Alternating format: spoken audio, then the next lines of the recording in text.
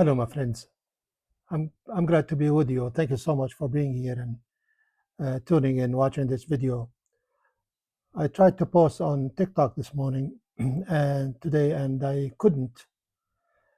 I don't know what the problem is. Maybe that's it for my account. I do not know. I'll try again, maybe later today or tomorrow, and see if my account is still good.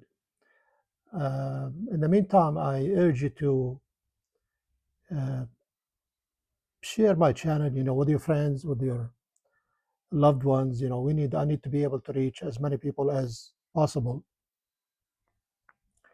Clearly there are some people out there who don't like free speech, um, and they just want to hear the stuff they like.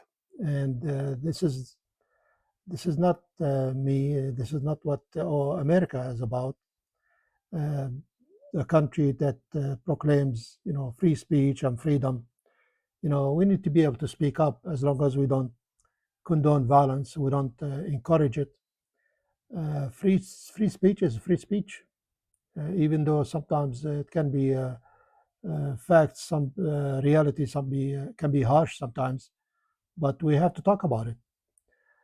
Um, so I'll let you know what happened with my TikTok, if it's still good, if the account is still good. But anyway, uh, my friends, not only is Trump failing outside, on the world stage as a leader of a great nation like America, but he's also failing at home. Believe it or not, his policies are just bad, very bad, and the problems that come up, he finds he's crazy. That's why I titled this video "Insane Fixes," because the the solutions he comes up with are insane, literally insane.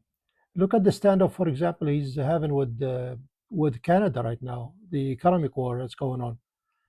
Um, he wants to tax the Canadians 50% on a lot of items that are exported to the U.S.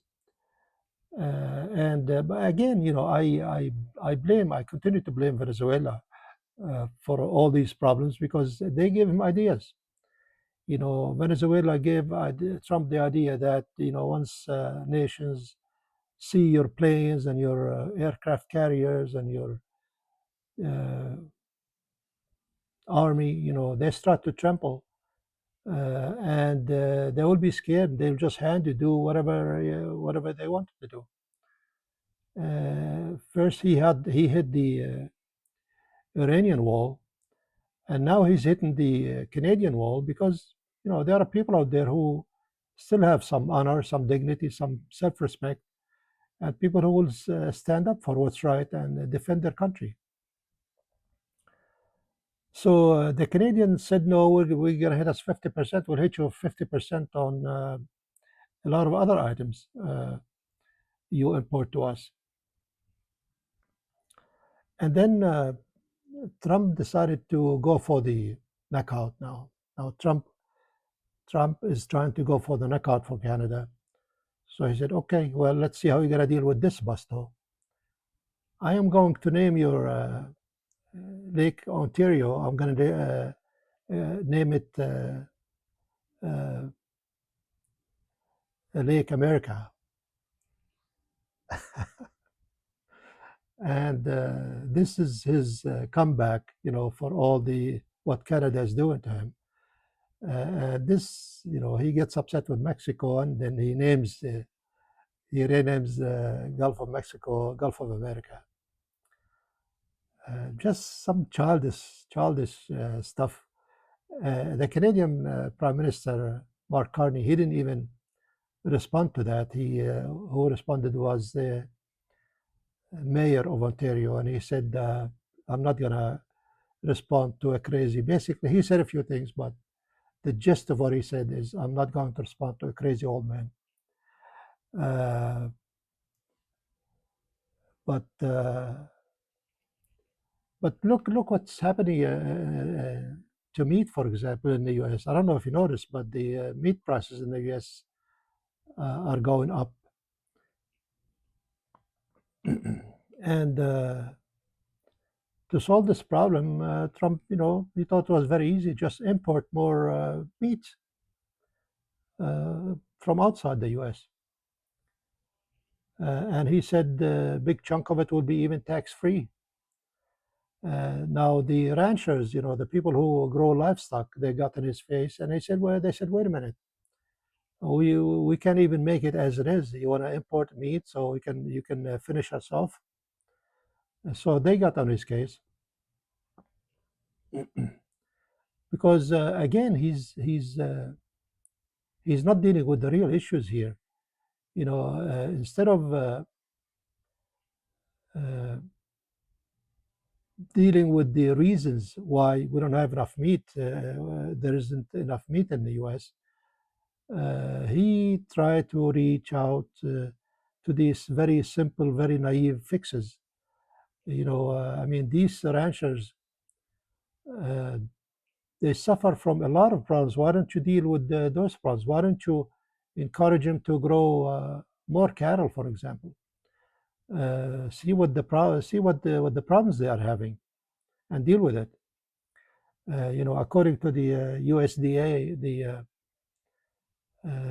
number of cattle in the U.S. is at a 75-year low. Imagine that. And the reason for that is, several reasons. Drought, for example, drought is one of them. Drives a lot of ranchers out of the business. They can't deal with the drought. The high cost of doing business. Everything is going up, and believe it or not, the gas prices have to do with it. So if you think the Iran war has no effect on a rancher in Montana, for example, think again. I mean, these guys, they don't use Toyota Priuses to run their businesses. They use big trucks and pickup trucks and gas guzzlers that use diesel, and the diesel is even more expensive than gasoline. Uh, so the cost of doing business is going up, and to deal with that, why don't you uh, end the war just on Iran and put the gas prices down so the ranchers can get a break. Um, uh, how about those greedy investors who come to a rancher and shower him with millions and millions of dollars to convince him to leave his ranch and sell it so they can build a mall there, or you know apartment complex or condos or whatever it is. Uh, why don't you give ranchers incentives to stay in the business?